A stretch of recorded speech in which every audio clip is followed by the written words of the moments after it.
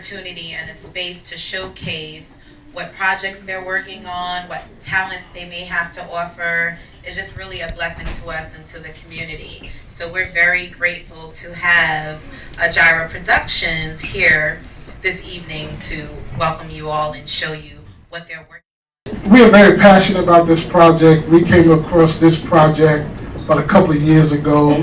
I had an assignment at a particular place of education, higher learning in the city, and it afforded me to do some research. And in my research, I came across this particular incident concerning Dr. King in 1958, and I thought it was pretty shocking and just mind-boggling, not to say the least, because I've never heard of this particular story concerning Dr. King's life. And I'm sure some of you are sitting here, having had the same astonishment when you heard about the story, because it was something that was never told on a major or large scale. He was a sneeze away from death. And it was that the unsung heroes in Harlem came together, rallied together, the officers, the nurses, individuals, those that were there, the passerbys, that came together and rallied with Harlem Hospital and saved our most noted civil rights leader's life, to the point that his name rings throughout not only this nation, but other nations and all across this world. And it was because of the Harlem community. Dr. King agreed to come to Yale in the fall of 1958. About that time, he published his memoir called Stride Toward Freedom that you've just seen. And while he was in Harlem trying to promote his book, a woman stabbed him in the chest, 1/4 of an inch from his heart. He almost died. They rushed him to Harlem Hospital. I read about this in the New York Times, and I quickly sent him a note. I told him how sorry I was, and I hoped that he would still be able to come to Yale. I did not hear from him for a very long time. Over a month later, I got a letter from Harlem Hospital. And Dr. King promised to try and reschedule his visit, which he finally did for January of 1959. I had reserved Woolsey Hall for him to speak. Woolsey Hall is the largest auditorium at Yale. It holds 1,800 people. And I began to wonder if perhaps I'd made a mistake.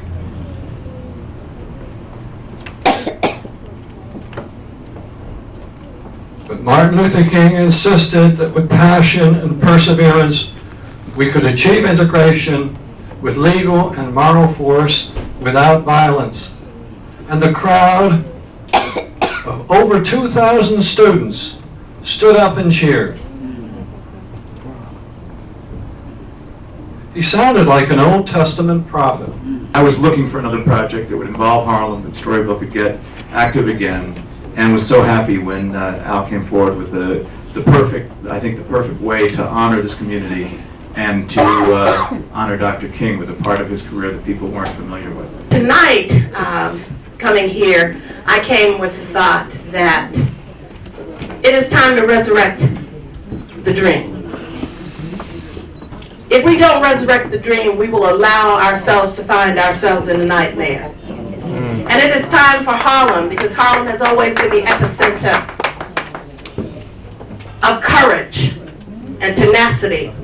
The people of Harlem have always stood up. When Adam Clayton Powell brought to the community that it was time for us to stop allowing people to come in our community right at Bloomstein's department store and make money and not give us employment. It is time for us, and tonight you are here. You're not here just to look at what could be a popular movie. It's not about a movie. It's not about entertainment. It's time for us to understand that we are in a position in this country today that is just as dangerous as we were in 1958. That's right. This documentary can be the catalyst for us to reignite the flames that need to be burning again. But my father tells me about that night, and he was actually going to the Waldorf Astoria for a wedding, and he was in a tuxedo. And he was at Waldorf Astoria, and he just called to see if there was any emergencies. So they said, you better get here. So he dropped my mom off, and my father, he doesn't stop for red lights when he has no problem. So when he had a problem, you know he wasn't stopping.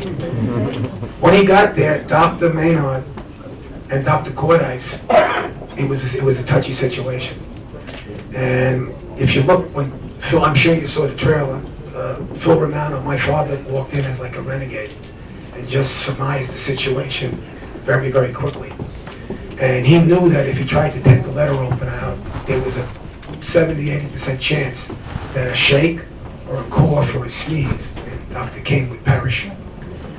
So he quickly took control, and because Cordice and Maynard, they were like, we got to do something. But my father knew time was of the essence, so he expertly removed 2 ribs from the side so he can get in and not take a chance where it automatically would go out, not left or right. Now, he's telling me this like, you know, plant your left foot, go up for a layup. I mean, I don't know anything about that. But the picture you see was my father got up at 5:30 in the morning the next day on a Sunday because he was worried there was a chance the dressing would get infected. So he got up and he went there, and some paparazzi snuck in a lot easier than it is now. And that's that picture you see where Dr. King with the tube looking up at my father. This night has been so special. It was exactly what we were looking for. Thank you so much for having the vision and the commitment to bring this much needed story to light. You know, there's so much history about Harlem, especially now with everything that's going on in the community, and you hear the word Harlem Renaissance being used a lot. And I tell people, and I just tweeted about it from our restaurant Twitter, that it's not truly a Harlem Renaissance unless there's arts, culture, and commerce. So that's what we're trying to do with our lecture series.